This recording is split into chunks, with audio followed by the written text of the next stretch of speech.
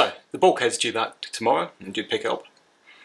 So it just means there's a couple of little things I need to do before putting on the chassis.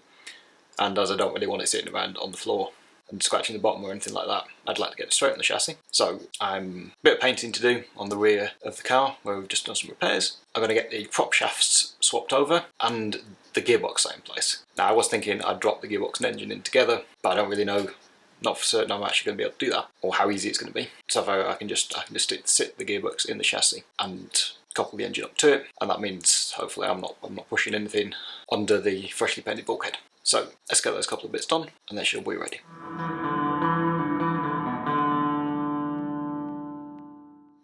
So I've got the old prop shaft out. You'll notice the different lengths because we're putting an overdrive gearbox in and that requires a shorter prop. You should be able to see the actual measurements there.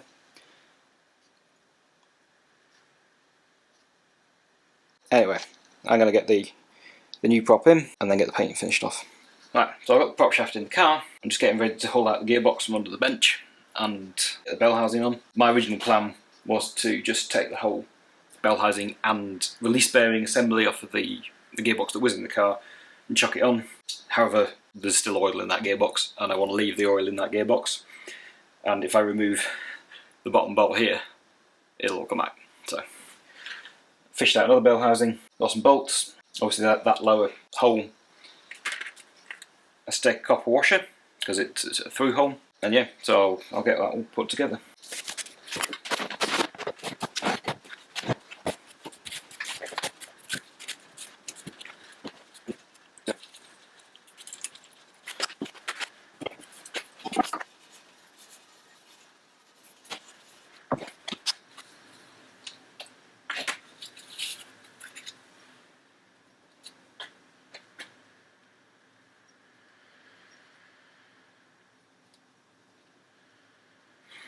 So that was just a tiny bit of high wire around the bits that I actually need to seal.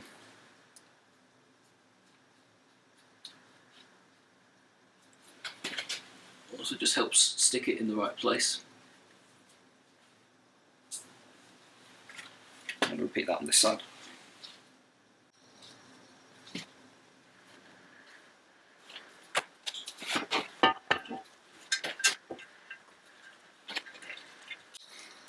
Copper washer for the bottom, lowest bolt.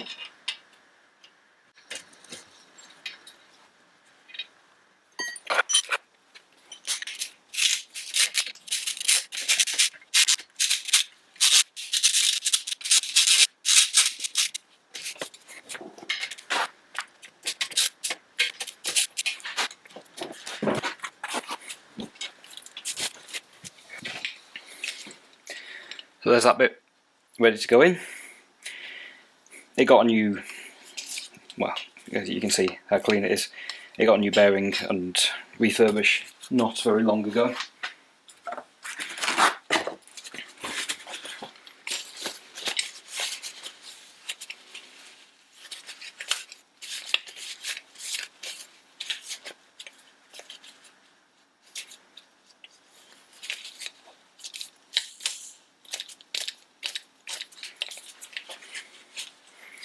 So I'm quite happy just to pop it back in.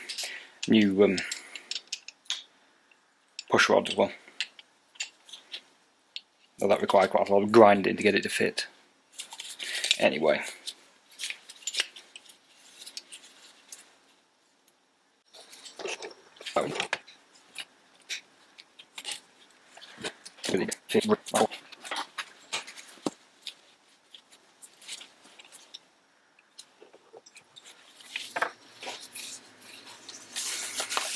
I've been trying, but I can't really get the light. Let's try again, one more time.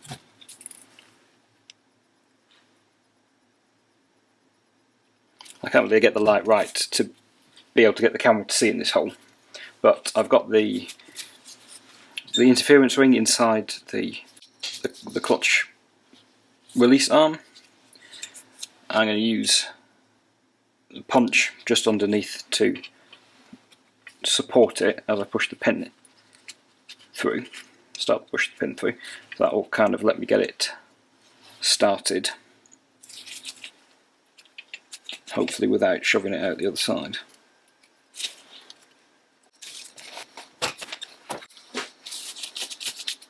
And I'm going to have to move the camera.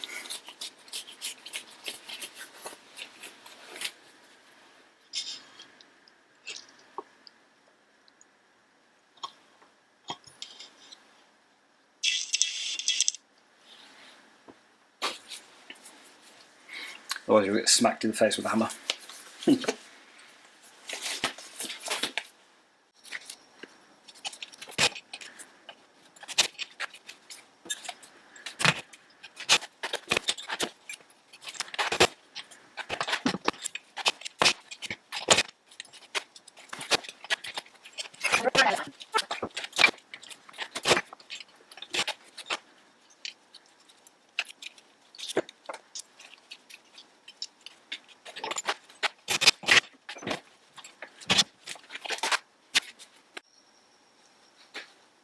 Right, so that's finally in, and I've just checked underneath. It's not come out the bottom. Yeah, so I'm going to find wherever I've stashed the rear mount for this, and then get it put in the car. And not doing this job was the reason I was planning on just pulling the whole bell housing off. Just because, yeah, I found that very difficult. And even the new, I bought new interference rings in the past and they disintegrate. At least the old ones you can sort of bend back into shape and reuse.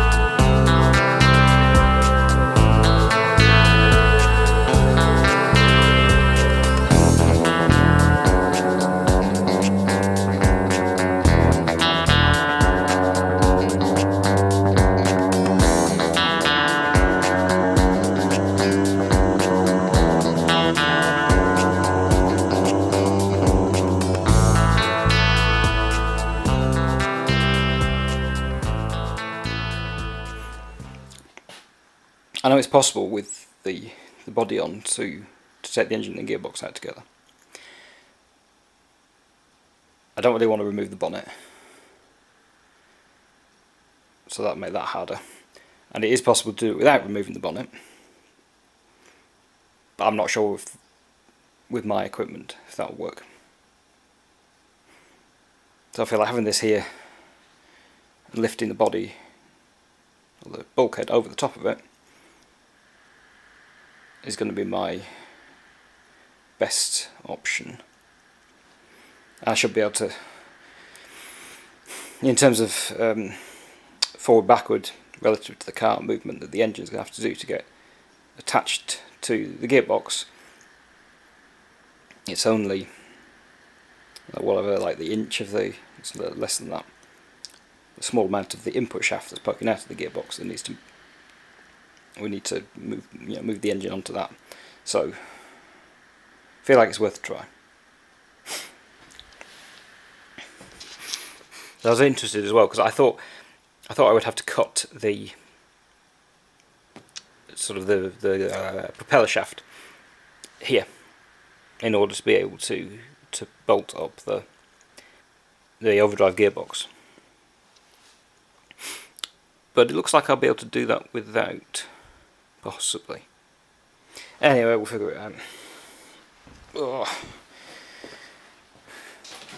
Now I'm going to go and chuck some paint on the seatbelt mount repair, another coat, and the chassis under here. Just pulled all the covers off. I think for the first time since I started doing the work at the front here. It just looks really quite strange. half a car.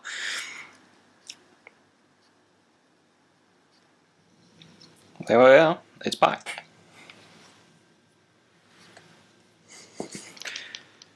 Got the sill set over there, and the colour match. I've not seen it obviously in the daylight, yeah, because inside here. However, the colour match is looking pretty good, enough that it's, you know, even if it's not completely perfect, it's not very noticeable. So I've actually got. I'm going to get this. I've got to get this sorted out. Get the tie rod back on there, and then I have a bit of. I'm going to have to wait till I can get a bit of assistance and put the bulkhead back in place. Yes, I've got these bits in. Can't get the radius arm in because I need to get the bushes onto it, and the bushes are in that cupboard at the back. So I have to wait till I've managed to move the bulkhead to the right place, move the Spitfire out of the way, move the door out of the way, and then I can get the rear wheel on. So I've not really been able to get out to do much the past day or two, but I've got the body plate back on. So I have to dig the commission plate out of the box and get it on the other side. I've got the rear wheel on and the thing back on skates. So I'll be able to shuffle the car over and getting all the bulkhead bolts in and checking that the bonnet's still in a reasonable position. I'll get all that done. I've just been having a look at getting these rubber strips ready. So they sit. So there's already one under this side. Yeah, so they go between the two bits of the body, the bulkhead and the rear body. Only these didn't have. You can see this hole was really not in the right place. So I found, actually I recently obtained some punches. So I think they're leather punches, but they went through this rubber quite nicely. So I got one in this side, just got the one ready to go on the other side. So I've made myself a super high quality gearbox mount, just to sit it in place, because it was on an axle stand, which obviously is not going to make, or didn't make moving the car very easy. So that's on there now, and I've got it moved over a bit, so I've got a bit more space down this side, so I can actually get in and out. Now I'm going to get these aluminium bar mounting things. Just going to take a bit of sandpaper to them, just to flatten them down, and then I'm going to try and get those in underneath. And I'm pretty sure, this is what I've done, that this innermost mounting point didn't have this bar underneath it. It still strikes me a little odd, but you can see, bring them into the light, they only had 2 holes in them, and in this one in particular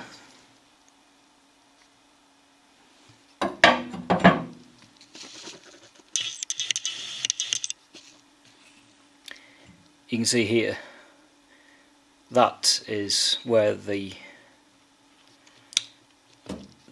when this floor pan was originally put in, it was patched over the top with, the body wasn't moved or anything like that. So the cut there corresponds to the cut on the. So that all fits together.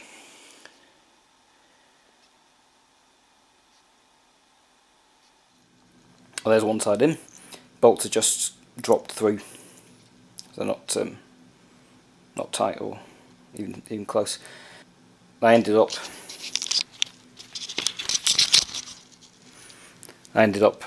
this one in first, and stuck a screwdriver through, wiggled it into place, and dropped the bolt through, and then I was able to kind of bash the end onto the sill and turn it round until it lined up in the middle. I'm pretty sure now these are some additional thing. I don't know where they came from, when they were put in. Because, and I don't know why I thought they were aluminium, because they're heavy and they're steel. They had weld on them from one side. Anyway, that's one down. Let's get this side.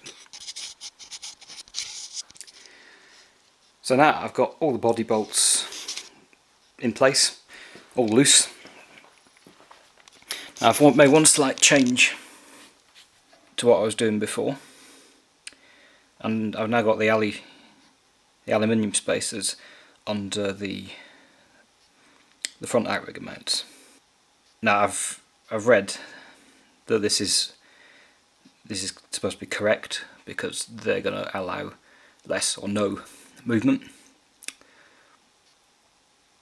and this is kind of makes sense actually, because now we've got metal at the front, metal at the rear lip, so that's going to hopefully let us keep the bulkhead in place, and we're not going to, it's not going to move while the car ages and is driving. Now it should be okay, because these are the same thickness as the rubber. Well, the uncompressed thickness of the rubber mounts is the same as these aluminium ones. Now, I didn't have these to begin with. There was just a very compressed bit of rubber under them. But yeah, anyway, it's going to be a case of, I guess, get everything tightened up and then pop the doors on. Well, I'll check with the bonnet first, but start to see that everything does still line up as I thought it did before when we last test fitted the bulkhead to the chassis. So I realised I had to hold off on tightening everything down because there's a tiny little repair I did there. I think before I started filming, one of the first things I did when I took the bulkhead off. Yeah, so that's going to need a bit of top coat. There's a bit of primer on now. Then tomorrow hopefully I'll be able to tighten it down. I did check the bonnet. The gaps along the edge of the wind scuttle look more or less like they did before. They weren't perfect. This is one still a bit far out.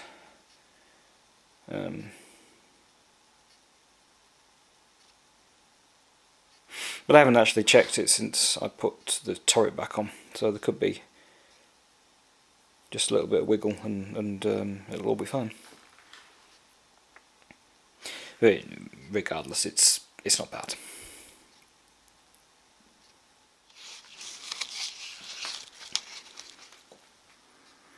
I've just been wandering around this morning doing little bits and pieces. Found the new bonnet cones and just got them loosely on. These are polyurethane versions, so hopefully they go on, that's it. Got the catch plates ready to go on the bulkhead. Got this little bit top coated. I found some spire clips for the sills. I've just got to evict the Spitfire so I can get into some stuff in the far corner there that is hard to get out with it in, and also then I can shuffle the Herald a bit further into the middle of the garage to enable me to get and do the sills and to give me a bit of space to look at the doors. We'll get the doors on and be able to stand back and look there and see that everything is or isn't in the right sort of place. Well, I've just been kind of pottering a little bit rather than working very hard, I guess. I've just been emptying the various bags, so this is the last lot of stuff I took off the bulkhead and trying to get what I find back on as I find it, or as I pull it out. So I realise this is the rubber bit that goes where the steering column passes through the bulkhead. So, here.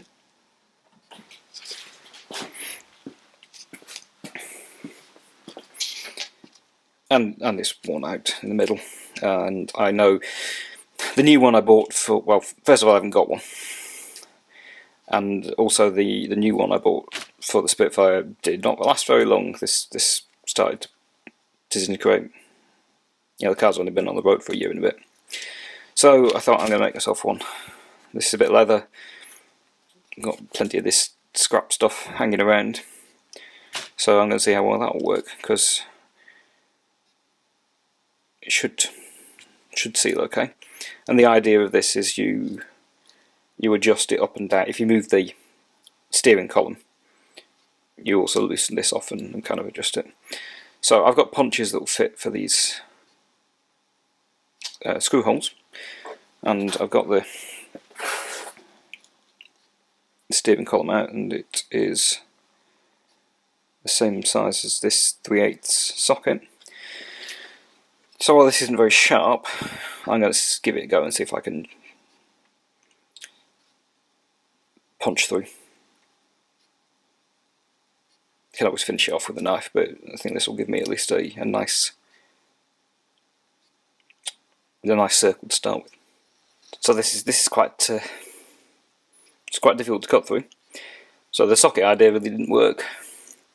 So I took the biggest punch I've got, which is not quite big enough, and then I've used this large round file, and the result of that is we've got kind of thin flap, and it will go over the steering column. So I'm going to try like that. I think that'll probably work quite well. Now, it's not too big a deal to try something else if it doesn't work out. Let's get the put on.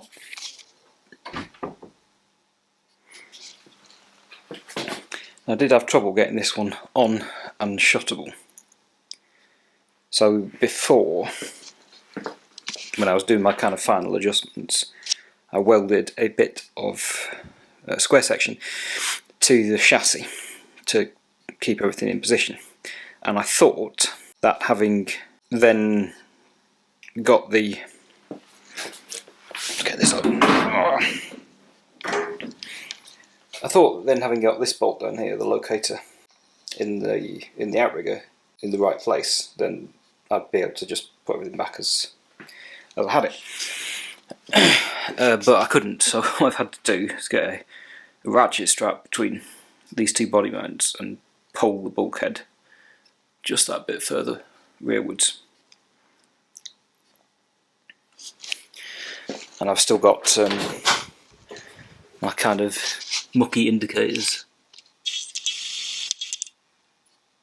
so you can see that, well, obviously this was slightly further outboard, but we're in the same, this washer is sitting over the same patch as it was before.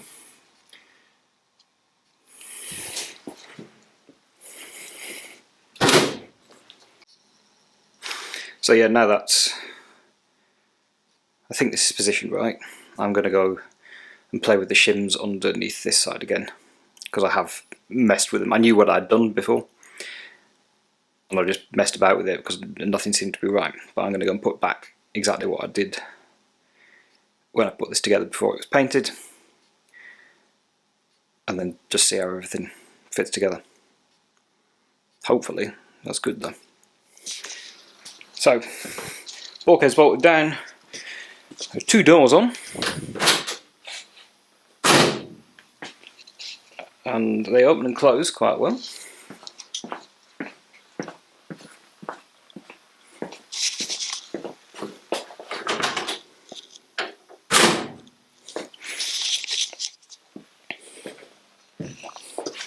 I'm not sure if I mentioned this before, but there's kind of a side effect of doing the work on the bulkhead is I've actually tucked in the door bottoms better. They did protrude somewhat, which I thought was due to the rear tub spreading, because that's quite common. But given the state of the A-posts, it's not unreasonable to think that they were bulging at the bottom, and I've managed to unwittingly correct that. Anyway, the bonnet is going to need some more adjustment. You can see it's not quite right.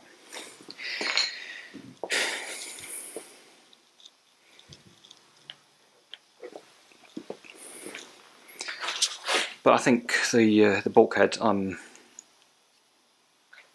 pleased with the I'm pleased with the position, and I don't think there's much more I can do with it. So I'll keep on and get the bonnet adjusted. So this, I think, is as good as I'm going to manage. This is a little bit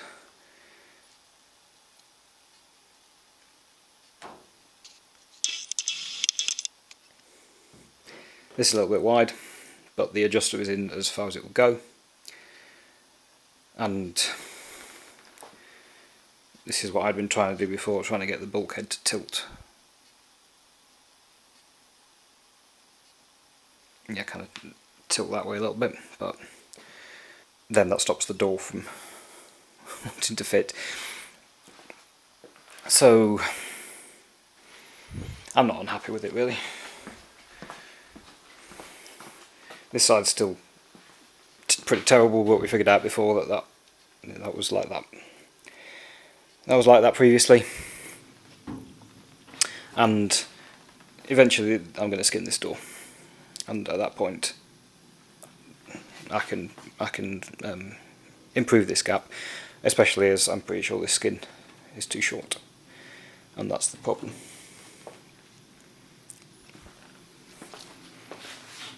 You see, we've got a good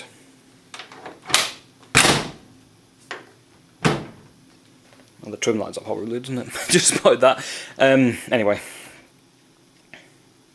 I'm pretty sure this trim is indicated with telling us, because we've got a little gap here, it's poking off the front here. I don't think the skin's long enough. Anyway, at that point, should be able to slacken this adjuster off a bit. It's going to turn the whole bonnet that way. Make that wider, make that a bit narrower. We deal with it with the door skin. So for the time being, I'm going to call this done. Obviously the weight of the engine may give us a bit more of an effect, don't know. Actually, no, I need to up the bonnet cones. They're in the right height, but they need to be tightened for position. And possibly I'm going to try and is this pulling in, or is this?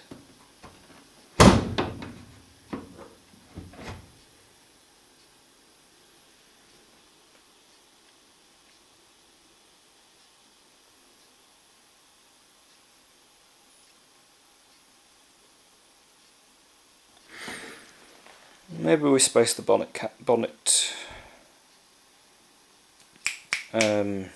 latch. It's not the latch, the plate it engages with on the bulkhead. I'll space that out a tiny bit.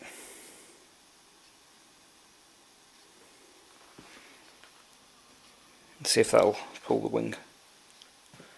I'll let the wing sit a little bit further out. Shim the bonnet out a little bit, push the door hinge in as far as it'll go, and it's a bit better.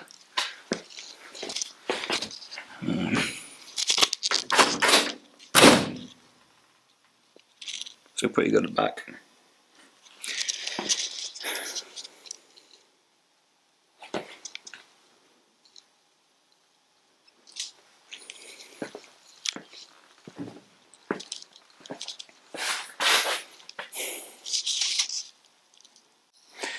Yeah, I'm going to call it there for the time being. May come and revisit, as I said, when the engine's in, just in case the weight of that changes anything. But I think what we got is what we got. I was wondering about taking the doors back off to do some of the fit up, but for the moment I'm going to leave them on. I'm actually amazed that I've managed to not damage them with all the bonnet's taking a knock.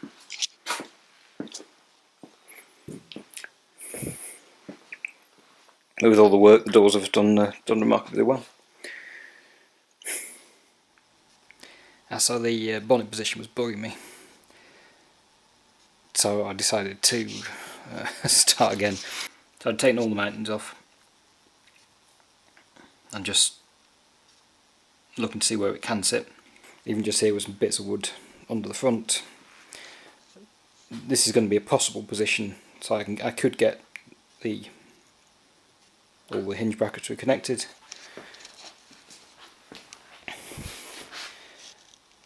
And we're looking much more even.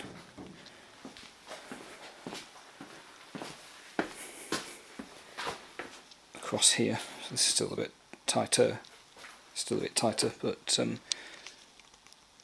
this gap is actually better. Still think this door skin's not right. But only problem is I left the bonnet cones on, and while this one's in a reasonable position, the one on the far side isn't. So I'm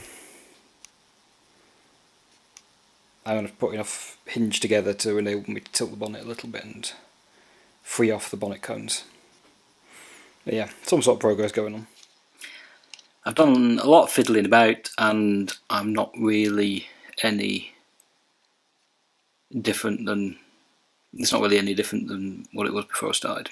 The problem seems to be that I could do with this going ever so slightly higher, so the pivot here, but it won't go. It's at the limit of its adjustment.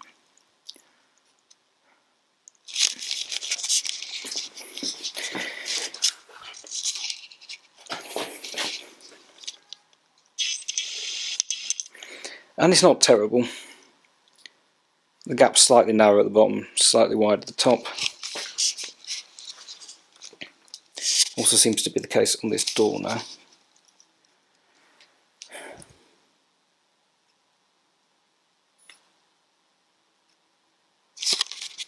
It's also sitting low.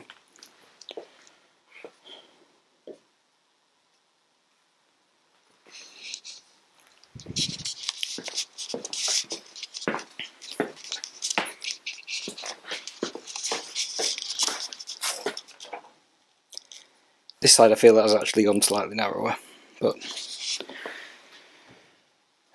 not massively appreciably.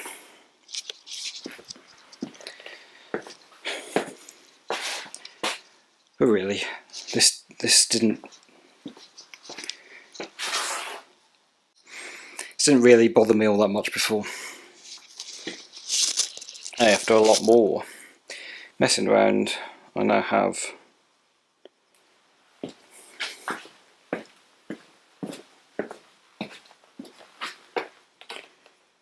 more or less even bonnet to scuttle gap.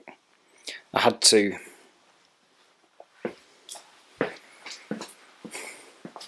I pulled some shims out of the front bulkhead body mount, tilt it down a little bit. The front of the bonnet still looks like it should go up, and this gap is still a little tight at the bottom, a little wide at the top.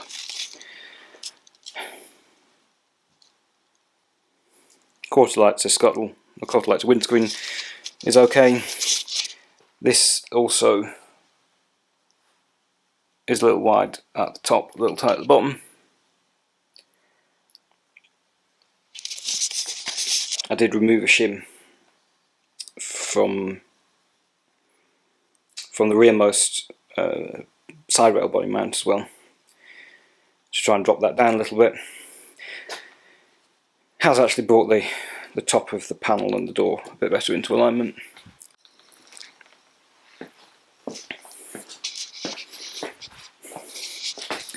I did consider trying to bend the bonnet pram handle a bit, but I don't want to go there. So the only remaining thing I'm going to do, yeah. So when the Spitfire's outside again, I'm going to try and push the top of the door in a little bit, and I need to move that car because I need to be able to open the door enough to be able to get to the third set screw on the inner, on the door hinge to door fixings. And that might also tighten up the visuals of, at least from here. From here, the door to bonnet looks quite terrible, but less so from this side.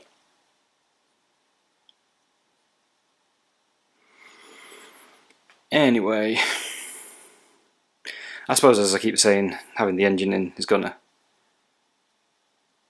I'm sure, affect it slightly. So I might revisit at that point. But for now, I think it's as good as it's going to get. Yeah, so there's the valance back on. It went on pretty easily. Didn't seem to need any adjustment, really.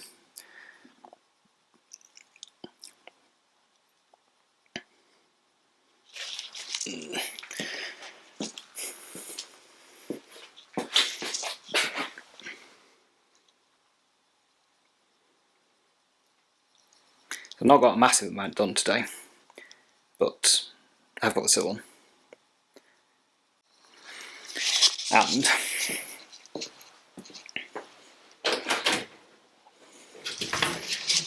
I've been able to run a bit of tiger seal down the edge of the floor pans.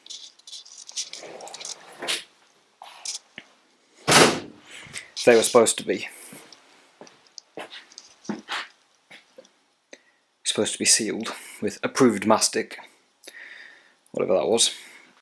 Anyway, yeah, it's not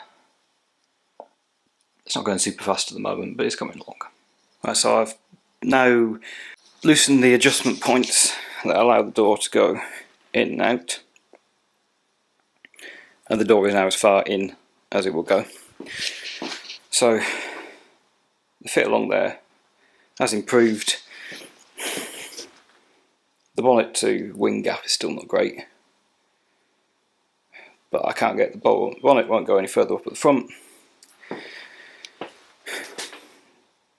To move the door would make this worse.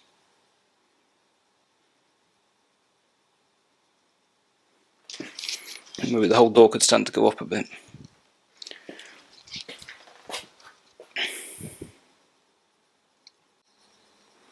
Looking at it now, it almost looks like this whole side of the bulkhead should have been lower, but it can't be lower. Not by enough.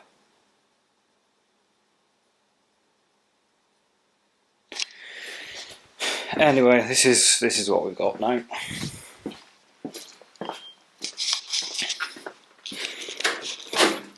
Also got a bit of primer, which is going to be invisible on camera. My lighting sucks. A bit of primer on that.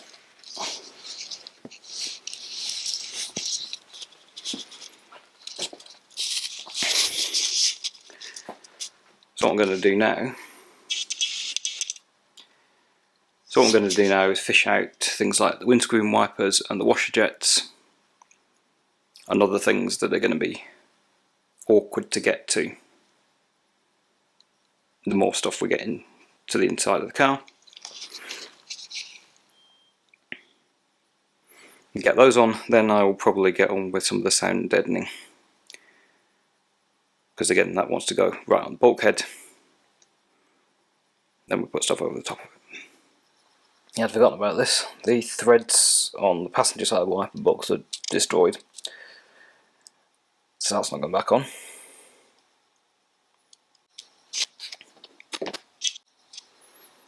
And the bit of where you can compensate for these is on this gear. You can see inside.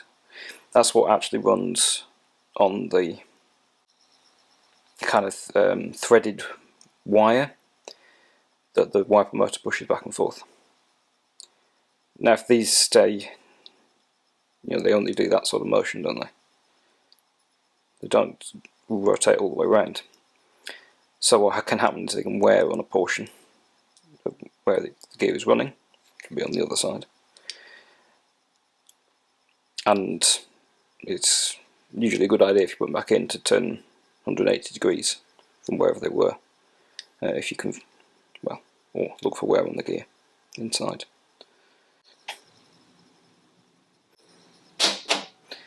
Anyway, so I get the one in.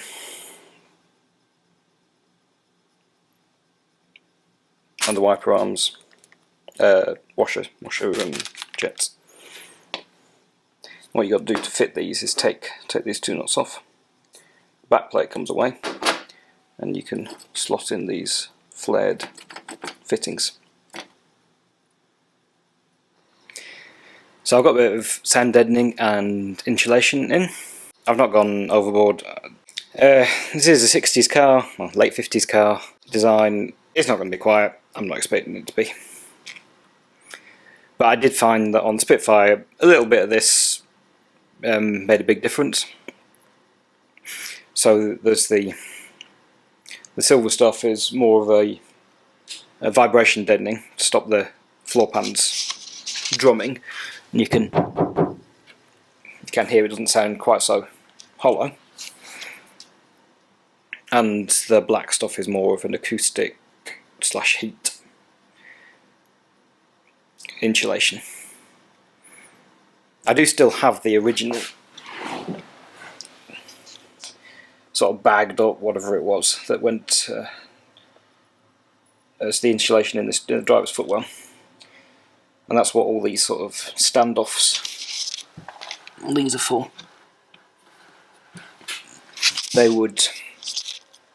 There's like a special sort of a spring clip that pushes into those, and a bit of hardboard held the insulation bag on there. So I might put that back in. I don't like the idea of throwing it away, even though it's, you know, it's not a great deal of use.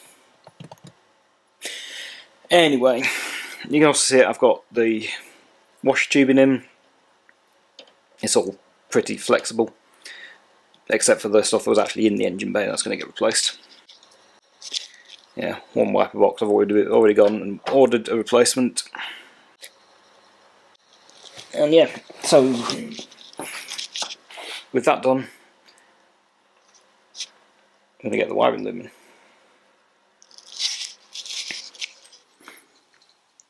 Okay, I've got the main loom that sits behind the dash, or on the bulkhead, positioned.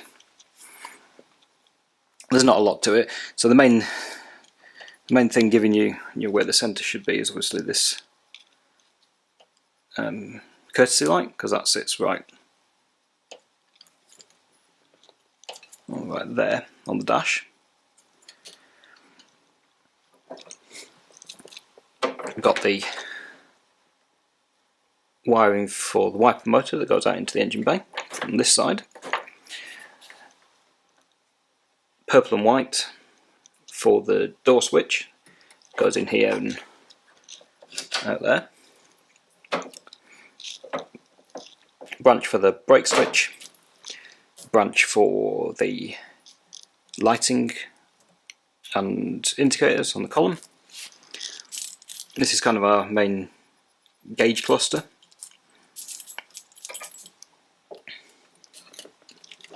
Ignition switch, main light switch. So you find the heater cable is probably a random colour because they were optional extras and they're not actually part of the loom. I've got some slight modifications here. These are my accessory wires. I built that straight into the loom since I was taking it apart. And then over that side, that's all that connects up to the rear loom.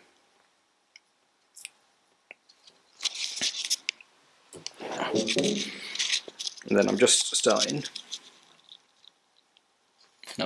to pull things out through into the engine bay. And I might actually leave it at that.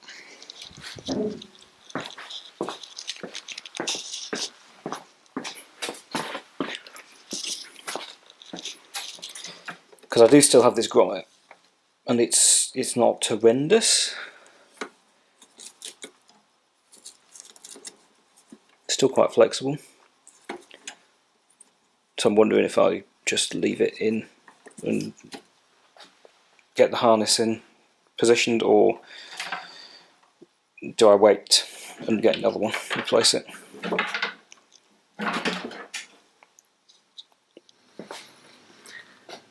So I'm going to get the pedals hung in now, and with the windscreen being out, this just becomes a little bit easier because I should be able to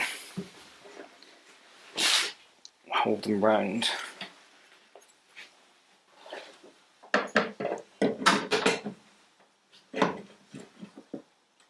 Yeah.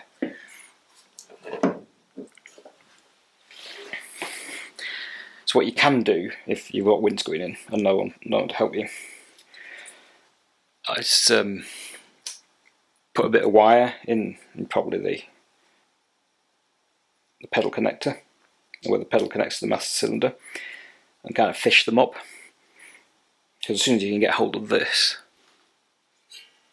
you can pull it flat against the bulkhead, and once you've got a bolt in, it should be fine. Now these are only going in temporarily here because I've got new nuts and bolts on order. If I can get them in place, then it's one more thing that's out of the box and onto the car.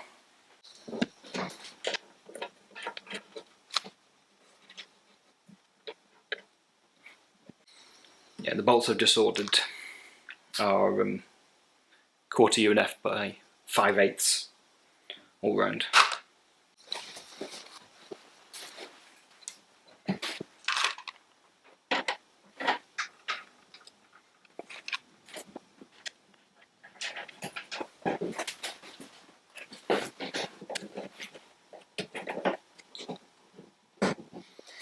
Okay, so the last thing I'm going to do for the moment is get a heater box in. Now you may know there's two types of heater box that come on the car: a Smith's one and a Delaney Galley.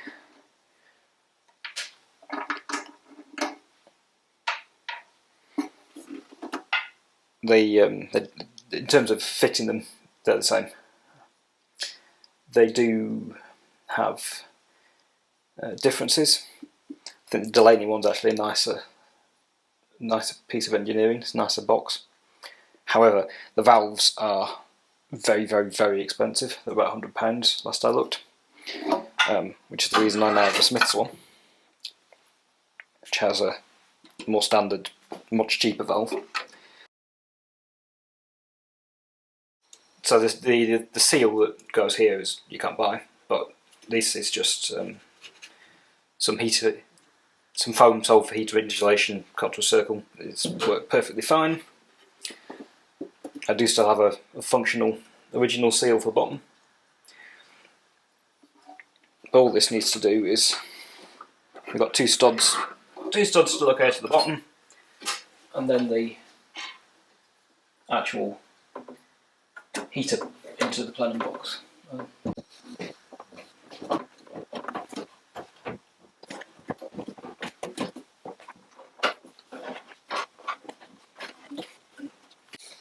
And just checking I can feel the seal is seated, and it is. So now our air control goes on the inside.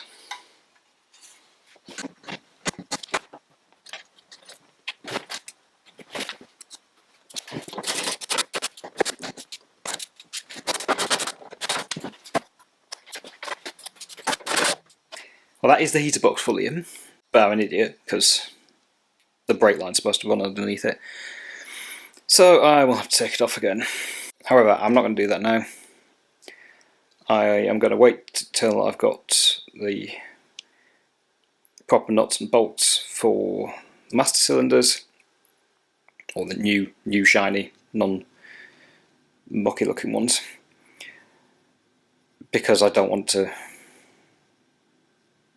make a new brake line and then fiddle around with the fixings and then maybe bash it and bend it. I'd just get them fixed down properly, put the brake line in.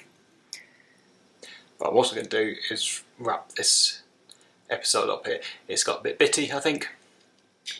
And what I think I'm going to do next, since I've got all the space behind the dash, and I've got the wiring loom laid out to give me some positions, I'm going to build the loom for the overdrive, which I think will be quite better off as a separate episode.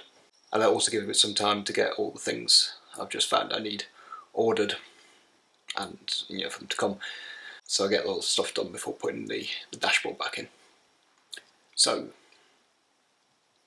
thank you for watching, thank you for commenting, subscribing, and see you next time.